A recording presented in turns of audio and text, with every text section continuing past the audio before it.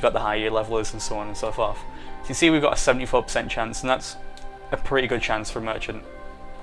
The reason is, generally, if you own the territory, you have a really good chance of getting merchants there, on top of if you've got like a good free trade slider and you've invested in trade tax and stuff like that. But generally, if you own it, then you'll have a good chance no matter what your like tech investment is. So you can see we can't click. Hang on, we'll just split a month because I get 6 every year anyway. So hang on. That's nice. There we go. So, back onto Antwerpen. So you can see now there's 0 flea slots. So that means I'm gonna have to remove someone else's, and that means we've got a 72% chance of doing that. So we'll click send. Then it says their merchant en route. Then it'll tell you what date it'll arrive. In this case, only 15 days because we own it and it's so close to our capital. I think they send them from the capital. It's like distance from the capital to determine how long it takes to get there, but that doesn't really matter.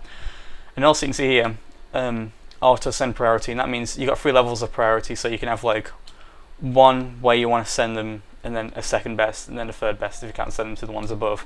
So we'll set this one to the highest on green, and that means no matter what, every merchant that you get is going to be sent to Antwerpen if you can be increased a level, if that makes sense. So if you keep it on that, then the merchants will automatically be sent there no matter what. That's nice. So wait for the 15th of November, and oh, he must have failed. Oh wait, that's Ile-de-France, sorry. Trade station rounded. Yeah, we must have failed in that one, but it doesn't matter. So we'll come back in like a year or so, and you'll see that we'll have a level. Actually, I can demonstrate now. You can see here on your little ledge thing on the right, there is one for centers of trade, and it shows each one that you've got merchants invested in, and then that little number there is the level that you've got.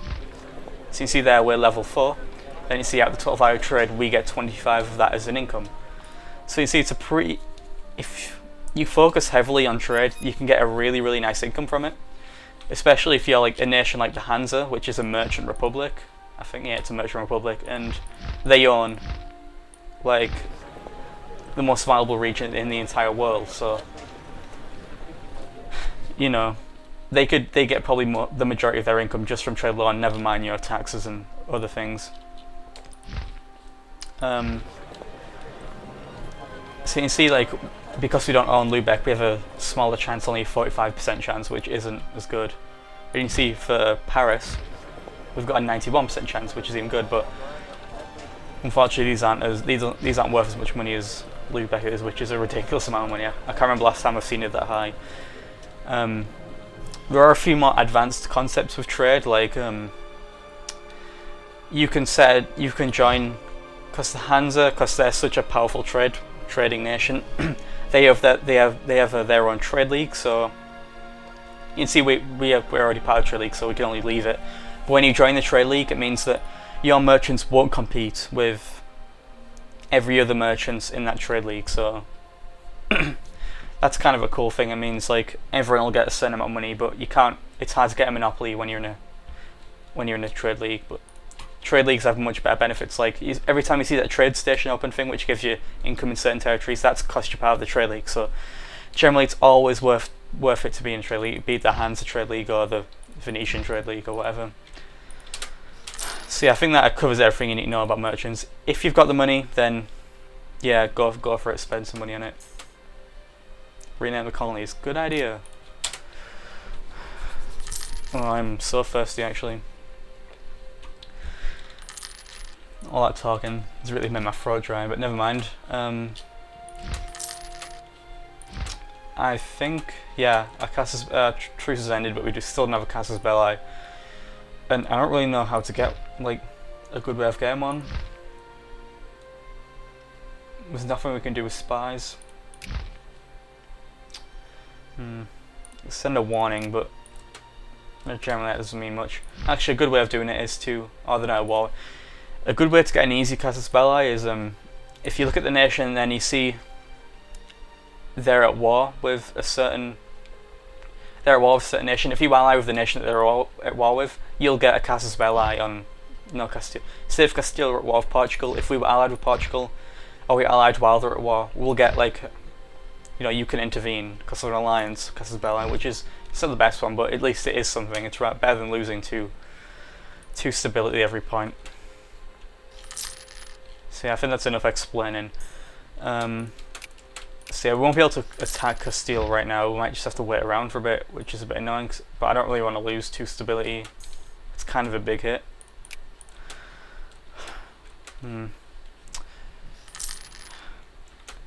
Okay, so we've got another colonist. Send him to Henry's Yafud, as it's called now. Uh-oh, I accidentally minimized the game. What is going on? I'll just stop recording, because I think I'm still recording. Alright guys, hello, I'm back. I'm sorry about that. Somehow minimized the game and then it crashed, so not much I can do about that. I think it's because I accidentally clicked on my second monitor. So if it happens again, I'll just disable it and then we'll be fine, but hopefully it won't happen again. Sorry about that. This is why it's nice to have all it says every year, so you don't lose progress. Yeah. Let's get right back in there. I did get a drink in the meantime, so my voice should sound a little bit better. Yeah, I mean right now there's not much going on.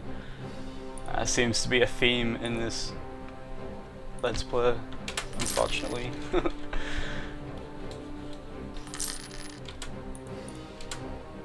Oh sweet, we got another colonist. There we go.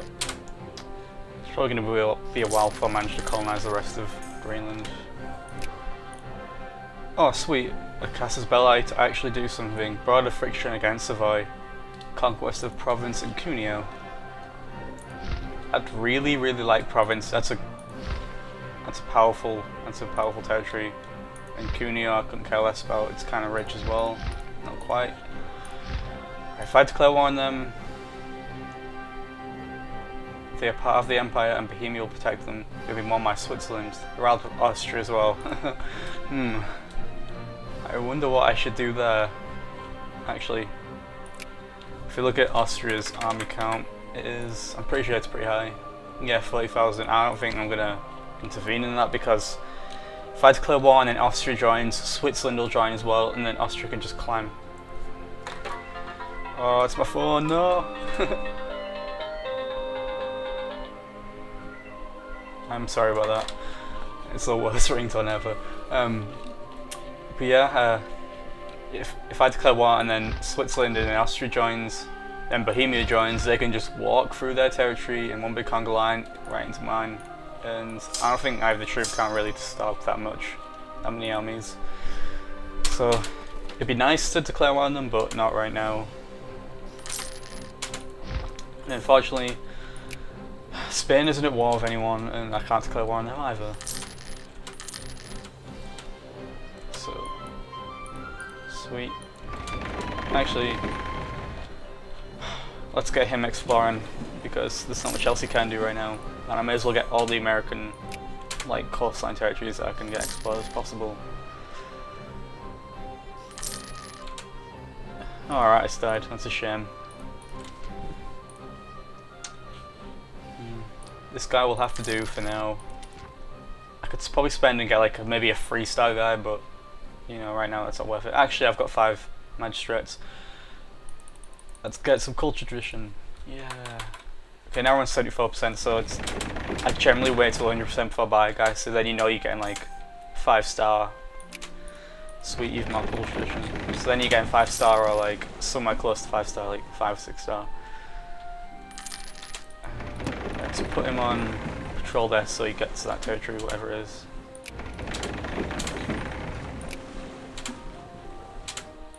Wow, Naples is getting destroyed by the Papal State. That's kind of surprising. Whatever. There we go, we got it. Oh no, never mind. Okay, we'll send him and see if we can get this one up here.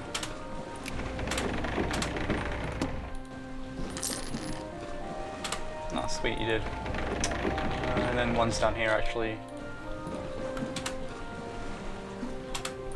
Well, Moose Cree, and then it's just this last one. Yeah, it's like pretty much all the North American territories I can get. And That's what I'm going to be focused on, like in terms of colonization anyway. I'll probably try and conquer Maya if I can. Spain doesn't get there first because, you know, contrary to like historical belief, Spain doesn't always get there first. It can be any country, even me. Okay, we've got another colonist, so as usual we'll send him to Greenland. Sweet, land technology 9, that's always nice. So yeah, I'm not going to be building many territories because I've got building many provincial improvements actually, because right now I've got the money and the income that I don't really need to build them. So I'll be focusing on using those magistrates for cultural tradition, because right now that's slightly more important, I guess. Even though Endos culture gives you 8 cultural tradition, you don't want to use it because 10 prestige, losing 10 prestige is it's a huge hit. You don't want to lose that much. I think like in the other expansion, like you didn't lose anything, you only gained cultural tradition. It was like the best thing ever. But they got rid of it, never mind. Actually, it might be nearly Divine Wind, I don't remember. Not that it matters. I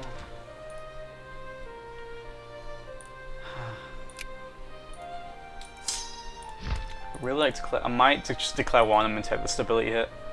It would have been better when I still had the 5-star artist, but it doesn't matter too much. I mean, I could just like invest. I could invest a bunch in stability and it'd probably go up pretty fast. But still, it would be nice.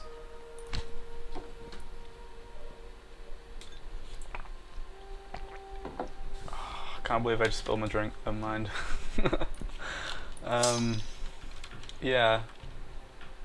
I think I may as well declare war because we haven't got anything better to do right now, and I don't see them declaring war on anyone pretty soon, unless it's like Morocco or maybe Aragon.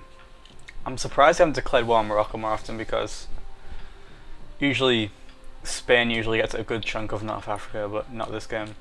Actually, it was because they collapsed really early on. I remember now. Never mind.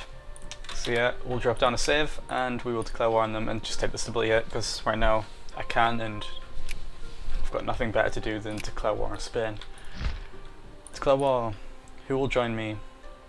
Well, these guys, and only Sardinia is going to join them, and yeah. What's Sardinia got, like 1 territory? Yeah, that doesn't matter at all. So yeah, there we go, take the stability hit. Revolt straight away, but they're going to die. So see, it's going to take 7 years without anything, well, me doing anything for it to get back to +2. So, right, trade's doing pretty well, and we don't really need trade technology that much, so we'll just lock all those and then turn up the stability. And then when it gets past +3, it'll go back into trade. So, yeah. So you see now with that, we've dropped it down to 3 years already, and I don't mind waiting 3 years for stability. That's pretty good. So send these guys in. Actually, I have to get generals first. There we go. Our mission's done. We got a car on. There we go. Our allies are joining. We should give these guys leaders first. Never want to join a war and not have any leaders on your armies. It's just, even if they're a really bad general, you don't lose anything. All you do is gain. So it's always worth it.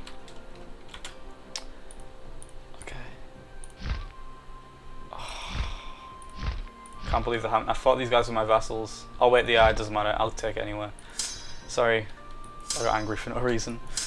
Okay, send these guys down here into Girona, and we'll send these guys into Prigno, since it's kind of like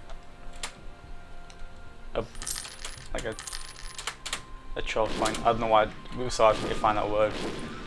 Need to take it pretty soon, because we want to take is like lots of attrition. You see already Spain's gathering its armies on the border there in Aragon. And that's going to be hard to break, to be honest. Oh, okay, these guys need to come back really quickly. Am I about to lose? Oh no, for some reason I've got a huge defender's advantage here. Oh, I've got really good dice rolls.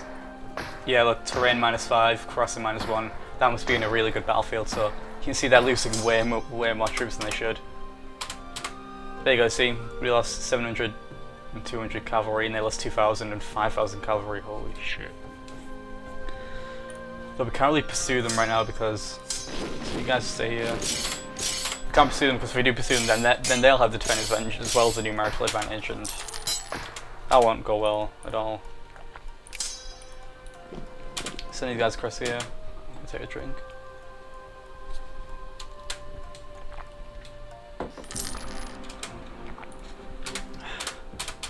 So you can see, like, even Spain alone is they're proven to be a really, really powerful match.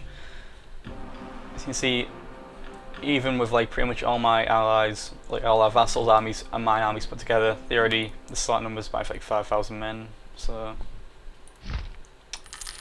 yeah, I do have this army up here actually. I'm gonna send them down to Gibraltar just to, because I'm pretty sure like that's the entirety of Spain's army